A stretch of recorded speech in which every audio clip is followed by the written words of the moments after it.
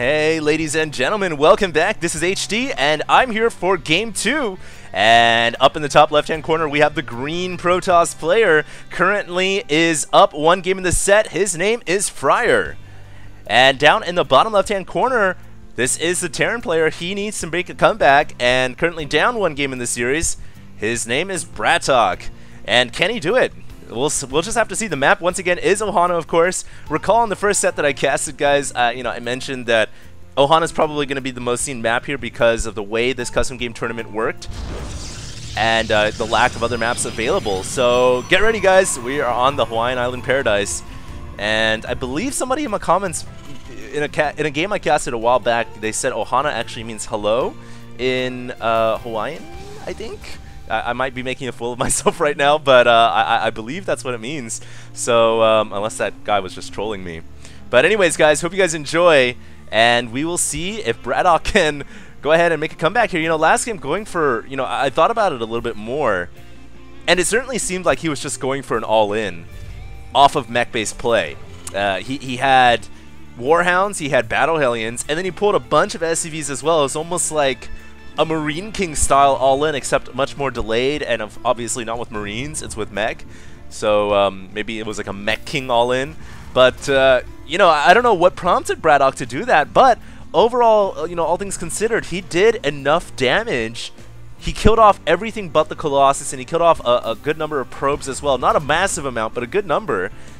And after watching that entire fight again and looking at the supply counts afterwards, it seems like it was pretty close, but then he went for a second wave, and I don't know about that second wave. That one was a little bit, I think a little overextensive, and it ended up costing Bratok more than it should have. So he was forced to GG in the last game, but I wonder if in game 2, if he's going to go ahead and try to go for another, mech-based style. Will he go for the Warhound, Battle Hellion, Siege Tank composition, or will he try to go for more conventional bioplay? Likewise, Fraer here has gone for Gateway Core and has not thrown up a Nexus yet, but he didn't see the CC first, so there's no need to. And typically, like I said in the first game, Fraer, you don't want to go for the Nexus before the core. You usually want to get the core first so you can start the Warp Gate research, so you can get a Stalker out, and then you get your Nexus down. And so there's the Nexus on the way now after the core, which is much more conventional. So far, all things in this game pretty orthodox. Nothing sticking out so much right now. There is a Mothership core coming from the main Nexus, and that's what you usually expect to see in Heart of the Swarm. SCV coming out over the top side right now is going to go ahead and scout over to the northeast, and oh, whoa! He's going to make a proxy factory? Okay, alright, this is cool. I wonder what he's planning to do. He's got 2 barracks back at home, so I think he's going to go for, well, he's either going to make Battle Hellions out of this, make Hellions, make Battle Hellions, convert them into car mode, run them up, and then use them in battle mode up in the probe line. I think that's what he's going to do, and then he's going to back up the attack with a bio-based play from home. That's the only thing that seems to make sense right now, or he might try to make a proxy starport here, but is he mining both gases? He is. So we'll have to see. He might even proxy Warhounds. This is going to be real interesting. And I don't know what he's going to go for. There are 2 more gateways being added on right now back at home. Chrono Boost being used on Stalkers. And, that's a good idea from Fraer. You need to get Stalkers out right now to deal with both Bio and Mech. Especially Mech, I think. But he doesn't have a robotics facility down, so he's just going to be purely on gateway units, which could be very risky. And, Combat Shields is now starting up. There is no Stim Pack being researched. It's just going to be Combat Shields, which, it makes a lot of sense because Combat Shields is a much faster upgrade than Stim Pack. So if you're going to make some type of crazy timing, Stim Pack, it takes too long. And it looks like Bratok is going to go for Marines with Combat Shields and a Warhound push at the front door. This is going to be absolutely insane, guys. And right now, Fraer needs to get either Sentries out or he needs to get a Robo Bay for Immortals. Immortals aren't half bad against Warhounds. We'll have to see what he goes for. There's a Robo Bay starting up right now. And, it's a good idea to get a lot of Sentries here because Force Fields is going to be absolutely key.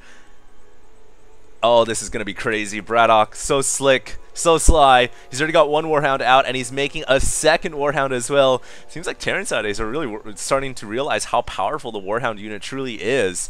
And now the units are beginning to move out, man. These Marines are going to get combat shields within the second. And Fraer, you know, he has 3 Stalkers here. He doesn't need to engage. Stalkers are faster and more ranged than Marines. He can actually chase down these Marines with good micro. But I think the Marines are just going to be used to bait the Stalkers out so the Warhounds can come from underneath. And now SCV's coming out as well. And these Stalkers are in so much trouble. My goodness. The Warhounds doing so much damage. The SCV's being used to repair the Warhounds. Clever play by Bratok, but now the Force Field's being used. One more Stalker falling as well. And this is such a tenuous situation. Will Bratok be able to get up the ramp or not? More forces being used. And Fraer needs to just continuously warp in more sentries to buy time. But the problem on Ohana is Bratok can just bust through the backside door. And now, with both entrances under attack, or at least a potential second entrance being opened up here, Fraer needs more sentries than ever. But even with the sentries he's got on the field, you know, eventually he's going to run out of energy.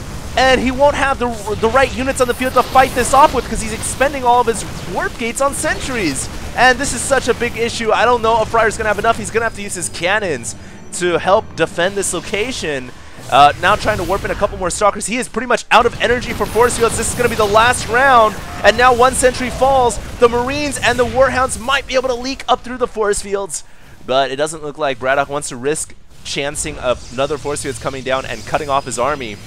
Rather, he's going to go through the open ramp here, and he runs right up. Oh, there's not going to be anything for Fraer to do, and Fraer needs to use his photon cannons to help defend, but there's so many combat shield Marines.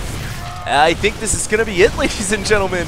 Bratok with a 1-base all-in proxy factory, and that should be all she wrote. Fraer now pulling all the probes off the line, but for, you know, to no avail. And this is it, man. I don't think Fraer can hold on. Now finally an Immortal comes out, but it's a little too late. And just an Immortal by himself, it can't do anything against as many Marines and Warhounds, man. And that is certainly going to be it. More Marines coming in. And just expecting the GG now from the Protoss, which will... Oh, he recalls! Clever play, but, you know, I feel prolongs the inevitable. But yeah, I think this is going to be it, and we are going to go on to Game 3, the final game of this set, to find out who will advance forward to the semifinals to join alongside the likes of Bly. And this should be it, man. I don't really know what else Protoss can do at this point. All of his Immortals are so weakened, he doesn't even have enough energy for another recall. Now pulling probes off the line. Maybe Fraer's still staying in the game because he... Nope, that's it. GG. He lost that Immortal. It's like, oh, that's it. So, hope you guys enjoyed. And we are going to go quickly on to Game 3 to find out what happens. And this is HD StarCraft signing out.